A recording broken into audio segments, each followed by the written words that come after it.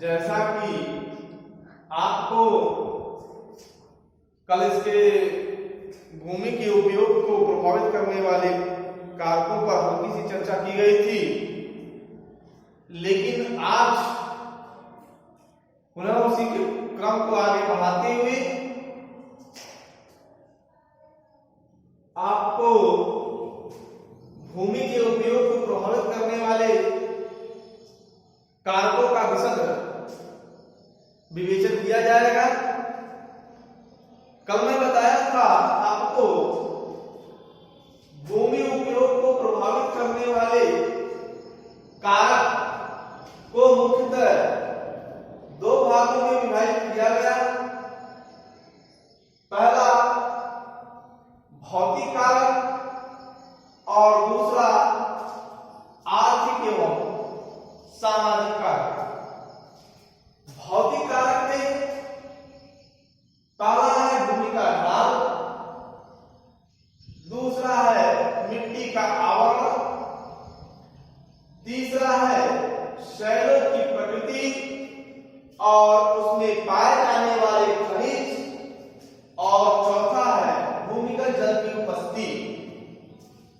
तो बेटा आज हम आपको भूमि के उपयोग को प्रभावित करने वाले कारकों में पहले सर्वप्रथम भौतिक कारक में पहला कारक है भूमि का ढाल। जैसा कि आपको यह पता होना चाहिए कि भूमि की जो बनावट है उसके सापेक्ष ही भूमि वहां की उपयोगी और अनुपयोगी होती है। तो पहला भूमि को प्रभावित करने वाले कारकों में प्रमुख कारक, भौतिक कारकों में प्रमुख कारक भूमि का ढाल है, अर्थात भूमि की प्राकृतिक बनावट उसके उपयोग को सीमित कर देती है। जो उसकी प्राकृतिक बनावट होती है बच्चों, उसके उपयोग को सीमित कर देती है। तीव्र ढाल वाले भूमि पर आसानी से कृषि कार्य नहीं हो पाता, कार्य करने में असुविधा होती है, जबकि मैदानी भाग में कृषि कार्य आसानी से और सरलता और सुगमता से हो जाता है। तो कहने का तात्पर्य यह है कि भूमि की बनावट भी उसके उपयोग को प्रभावित करती है। जहां भूमि का ढाल अधिक होता है वहां कृषि कार्य आसानी से नहीं हो पाता, जबकि जहां समतल मैदानी भाग होते हैं वहां पर कृषि कार्य सरलता और सुगमता से हो जाता है। अब दूसरा है मिट्टी का आवरण। दूसरा है मिट्टी का आवरण। यह भी प्रभावित करने वाले कारकों में हो। भौतिक कारक में दूसरा कारक है आवरण में ढका हुआ, अर्थात पृथ्वी की ऊपरी सतह पर कुछ गहराई तक जहां इसका कम होता है वहां पर फसल अच्छी तरह से विकसित या अच्छी तरीके से वो विकास नहीं कर पाते, जबकि जहां इसकी आवरण की गहराई अधिक होती है वहां पर अनेक प्रकार की फसल उगाई जाती है और अच्छी पैदावार होती है। तो भौतिक कारक में दूसरा कारक हो गया बेटा मिट्टी का आवरण। तीसरा है भौतिक कारक में शैलों की प्रकृति और उसमें पाए जाने वाले खनिज। तो कभी कभी प्रश्न आपको यह भी बन के आ सकता है कि भूमि के उपयोग को प्रभावित करने वाले दो भौतिक कारकों का उल्लेख करें। तो आप पहले बना देंगे भूमि का ढाल और दूसरा हो जाएगा मिट्टी का आवरण। अब तीसरा कारण हो जाएगा शैलों की प्रकृति और उसमें पाए जाने वाले खनिज। जिन शैलों में लौह अयस्क कोयला, जिन शैलों में लौह अयस्क कोयला, खनिज तेल, बॉक्साइट आदि खनिज पाए जाते हैं, वहां खनन व्यवसाय का विकास होता है। उस क्षेत्र में खनन क्रिया के साथ साथ उद्योग धंधे भी विकसित होते हैं। तो ये हो गए आपको भूमि के उपयोग को प्रभावित करने वाले कारकों में। तीसरा कारक हो गया शैलों की प्रकृति और उनमें पाए जाने वाले खनिज, अर्थात जहां जिन शैलों में लौह अयस्क कोयला, खनिज तेल, बॉक्साइट आदि पर्याप्त मात्रा में पाए जाते हैं, वहां खनन व्यवसाय का विकास होता है। उस क्षेत्र में खनन क्रिया के साथ साथ उद्योग धंधे भी विकसित अवस्था में होते हैं। अब अगला और आखिरी पॉइंट है भूमिगत जल की उपस्थिति। प्यारे बच्चों, भूमिगत जल की उपस्थिति।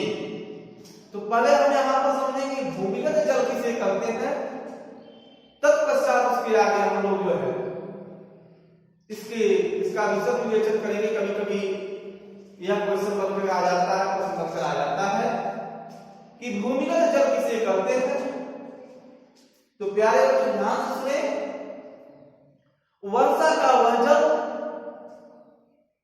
जो पृथ्वी के अंतराल स्थानों से रिस कर पृथ्वी के नीचे चला जाता है और जाने के बाद एक गहराई के नीचे वह इकट्ठा हो जाता है, संचित हो जाता है।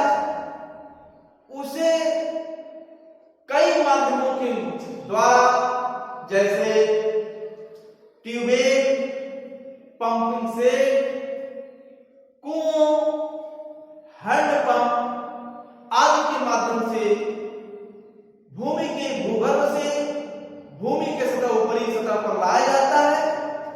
ऐसे ही जल को भूमिगत जल कहते हैं। एक बार और सुने, भूमिगत जल किसे कहते हैं, वर्षा का वह जल जो पृथ्वी के अंतराल स्थानों से रिस कर भूगर्भ के नीचे इकट्ठा हो जाता है। उसे कई माध्यमों से पृथ्वी के ऊपरी भाग में या पृथ्वी के ऊपर निकाला जाता है। ऐसे ही जल को भूमिगत जल या अधोभौमिक जल भी कहते हैं। आपको जो यह अध्याय भूगोल का परिचर्चा जो किया जा रहा है, आपको यदि न समझ में आता हो तो उसकी चर्चा पर चर्चा करके अवश्य आप विद्यालय को मोबाइल के माध्यम से सूचना देकर अवश्य अपना समाधान कर लें। प्यारे बच्चों, अब मैं भौतिक कारक में तीसरा कारक है, चौथा कारक है भूमिगत जल की उपस्थिति। अब आपको यह पता हो गया बेटा भूमिगत जल क्या है। वर्षा का जल रिस रिस कर पृथ्वी के अंदर चला जाता है, जिससे उस स्थान की भूमि के अंदर जल का स्तर ऊंचा हो जाता है,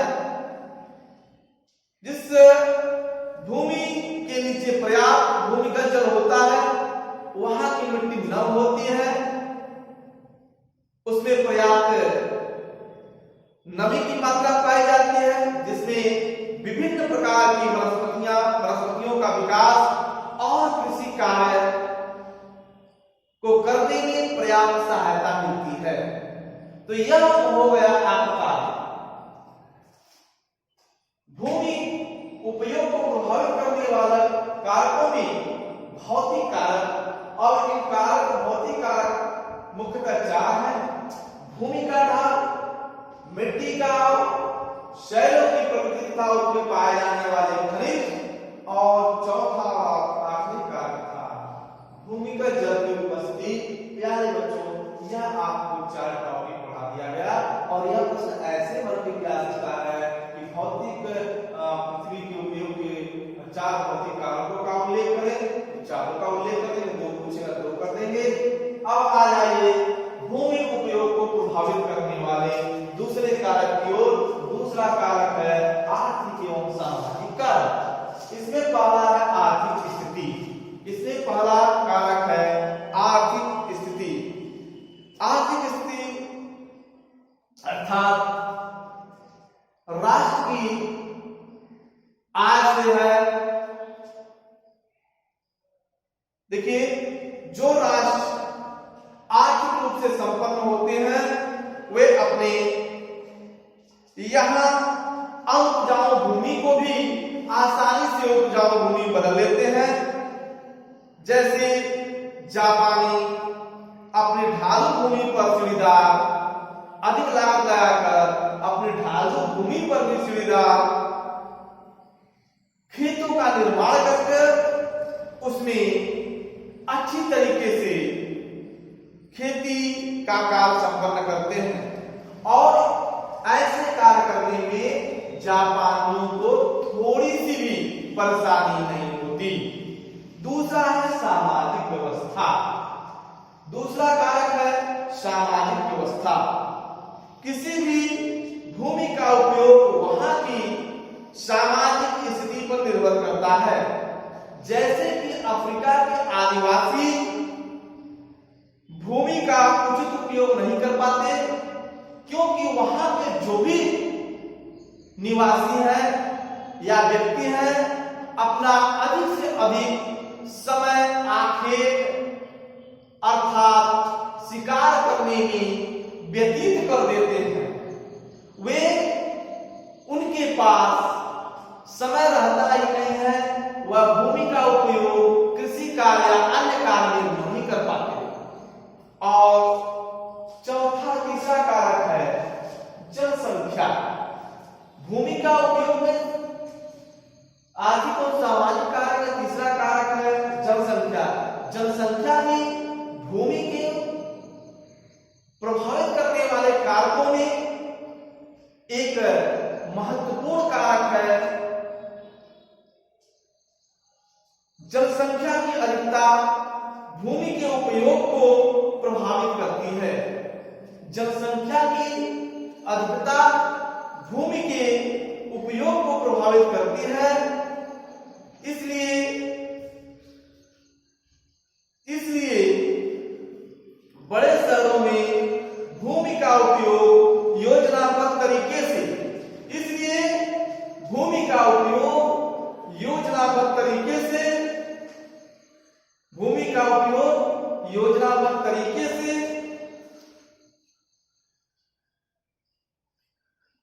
से होता है, जिसके संचालन में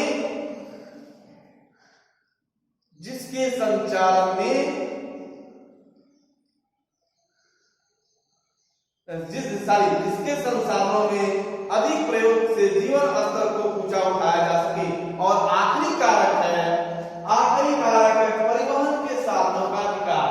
यह भी भूमि के उपयोग को प्रभावित करने वाले कारकों में महत्वपूर्ण कारक है। जिन क्षेत्रों में परिवहन के साधनों का उचित विकास होता है उपयोगी हो जाती है, उस क्षेत्र की भूमि अधिक उपयोगी हो जाती है। रेल और सड़क मार्ग के द्वारा किसी स्थान या प्रदेश की भूमि का अधिक उपयोग संभव हो जाता है। कनाडा के प्रेयरी प्रदेश में रेल मार्ग और सड़क मार्ग का विकास के बाद गेहूं की विस्तृत खेती होने लगी है। प्यारे बच्चों, आज हम आपको भूमि उपयोग को प्रभावित करने वाले कारकों का विशद विवेचन किया। इसको जो है प्रभावित करने वाले कारक जो हैं भौतिक कारक और आर्थिक कारक, और यहाँ तो भौतिक कारक में जो है 4 थे। भूमि का ढाल, भूमि का आवरण, शहरों की प्रकृति, उसमें पाए जाने वाले खनिज, और जो है भूमि में जल की उपस्थिति, और आर्थिक कारक में आर्थिक एवं सामाजिक कारक में आर्थिक स्थिति, सामाजिक व्यवस्था और जनसंख्या परिवहन के साधनों का विकास। तो बच्चों, आज का क्लास और आज का जो कालांश से समाप्त होता है। अब कल जो है इसके आगे चर्चा पर चर्चा